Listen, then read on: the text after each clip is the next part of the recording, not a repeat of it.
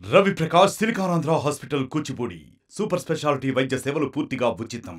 CITU అనుబంధంగా ఉన్న Andhra Pradesh building workers federation తరఫున ఈరోజు రామచంద్రాపురంలో కార్మిక శాఖ మంత్రి గారిని ఎమ్మెల్సీ ఐ వెంకటేశ్వరరావుతో కలిసి భవన నిర్మాణ కార్మికులు ఎదుర్కొంటున్నటువంటి సమస్యల మీద వినతి పత్రం ఇవ్వడం జరిగింది. రాష్ట్రంలో 35 లక్షల మంది భవన నిర్మాణ కార్మికులు గత ప్రభుత్వ హయాంలో చాలా తీవ్రమైనటువంటి ఇబ్బందులకు గురయ్యారు.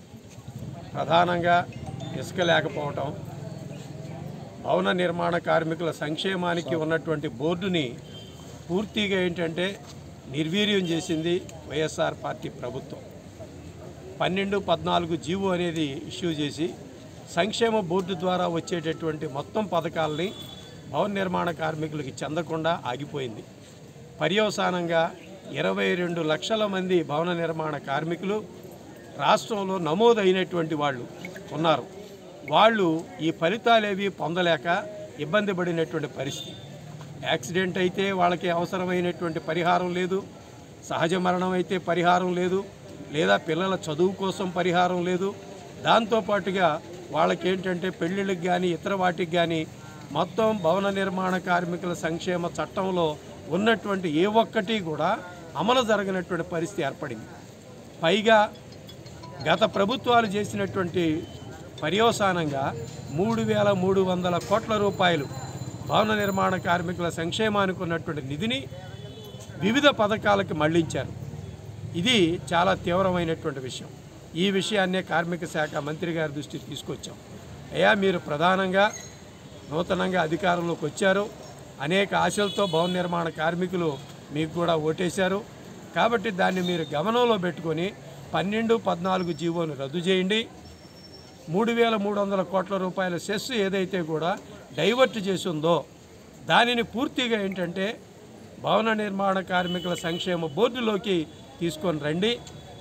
తద్వారా ఏంటంటే బోర్డు కార్యకలాపాలు జరగడానికి, సంక్షేమ నిధులు భవన నిర్మాణ కార్మికులు అందడానికి అవకాశం ఉంటుంది అని వారి దృష్టికి తీసుకురావడం జరిగింది.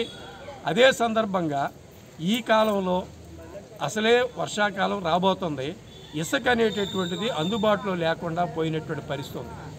గత ప్రభుత్వ హయాంలో కూడా దాదాపు 9 మాసాల పాటు ఇసుక లేక భవన నిర్మాణ కార్మికులు ఆత్మహత్యలు చేసుకున్నారు పనులు లేక. ఈరోజు ఆ పరిస్థితి లేకుండా మీరు ఇసుక అనేటటువంటిది ఉచితంగా ఇస్తామని చెప్పి మీ మేనిఫెస్టోలో ప్రకటించారు. కాబట్టి దానికి అనుగుణంగా ఉచితంగా ఇసుక సరఫరా చేసేదానికి అవసరమైనటువంటి చర్యలు తక్షణం చేపట్టమని కూడా వారి దృష్టికి తీసుకురావడం జరిగింది. దీని మీద తక్షణం వారు చర్యలు తీసుకుంటాం. దానికి అవసరమైనటువంటి పద్ధతిలో ముఖ్యమంత్రి గారితో కూడా మాట్లాడతామని చెప్పి వారు తెలియజేయడం జరిగింది. దీన్ని ఈరోజు రాష్ట్రంలో ఉన్నటువంటి భవన నిర్మాణ కార్మికులకి, ఎందుకంటే 22 లక్షల మంది నమోదైన వాళ్ళు ఉన్నారు, నమోదైనటువంటి వాళ్ళు రెన్యూల్ చేయడానికి కూడా అవకాశం లేకుండా ఉన్నది.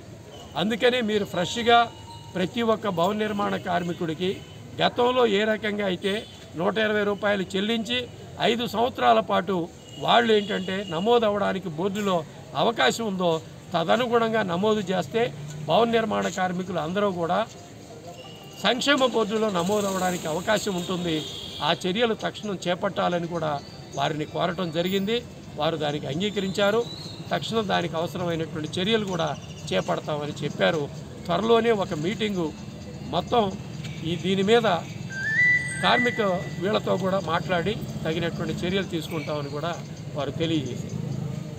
వన్ సైడ్గా ప్రజామోదంతో అధికారంలోకి వచ్చినటువంటి చంద్రబాబు నాయుడు ప్రభుత్వం, అట్లాగే నూతనంగా కార్మిక శాఖ బాధ్యతలు తీసుకున్నటువంటి మంత్రి సుభాష్, వీరందరికీ కూడా మేము పీడీఎఫ్ ఎమ్మెల్సీగా సిఐటియు ప్రజా సంఘాల తరపున శుభాకాంక్షలు తెలియజేస్తూ ఉన్నాం.